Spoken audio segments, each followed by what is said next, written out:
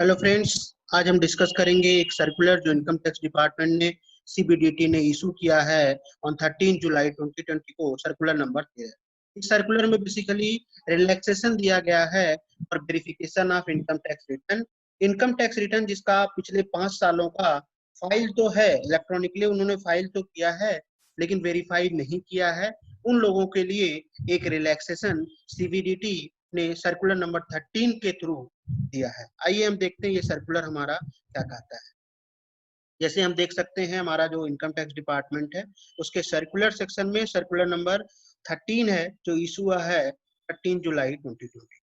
ये सर्कुलर हमारा कहता है कि बेसिकली जो हमारा आईटीआर वेरीफाई करने का ड्यू डेट है वो है 120 days from the date of uploading the ITR.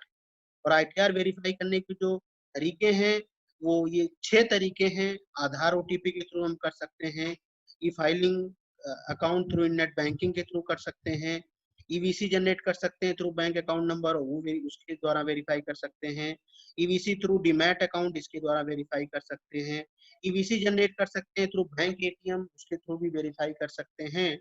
और लास्ट जो ऑप्शन है जो सबसे पुराना है हमारा, फिजिकल कॉपी आईटीआर वी का साइन करके हम सीपीसी बेंगलुरु भेज के भी अपना वेरिफिकेशन प्रोसेस कंप्लीट कर सकते हैं। तो ये हमारा सर्कुलर कहता है कि वो लोग जिन्होंने अपने आईटीआर वी, आईटीआर 5 या तो भेजे नहीं है, आईटीआर तो इलेक्ट्रॉनिकली फाइल्ड है लेकिन उनका पेंडिंग है, still remain pending with income tax department और want of receipt of ITR B, यानी उनका वेरीफाई नहीं हुआ है और उन्होंने अपना आईटीआर भी नहीं भेजा है, उनके लिए एक ये रिलैक्सेशन दिया गया है। जैसा कि हम जानते हैं अगर किसी का कोई बंदा कोई भी एसएससी इनकम टैक्स रिटर्न जो अदर देन डीएससी का यूजर है, अदर देन डीएससी का पर्सन है, अगर उसने आईटीआर अपना फाइल किया और आईटीआर वेरीफाई नहीं किया with in 120 days from the uploading the ITR, तो वो आईटीआर आफ्टर 120 डेज इनवैलिड हो जाता है। और अगर आईटीआर इनवैलिड हुआ तो उस आईटीआर का मतलब ये है कि उस बंदे ने अपना आईटीआर फाइल नहीं किया है। और इनकम टैक्स एक्ट में, इनकम टैक्स रूल में जो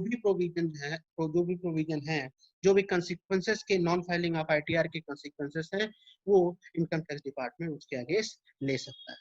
तो ये वन टाइम रिलैक्सेशन आया है।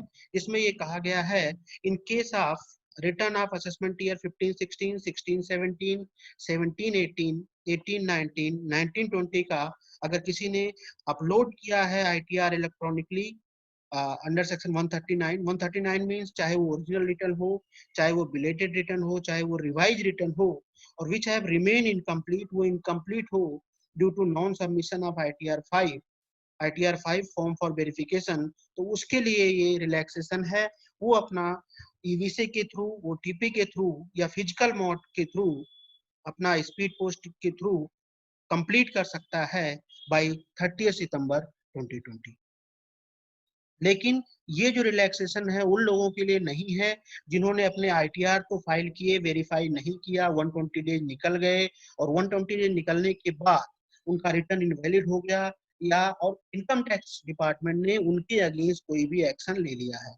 अगर इनकम टैक्स डिपार्टमेंट ने और non filing of income tax return, उनका रिटर्न इनवैलिड हो गया, इनवैलिड होते ही उनका ये माना जाएगा कि पर्सन ने अपना आईटीआर फाइल किया ही नहीं। अगर आईटीआर फाइल नहीं किया तो इनकम टैक्स डिपार्टमेंट उसके अगेंस्ट एक्शन ले लिया है, ले सकता है।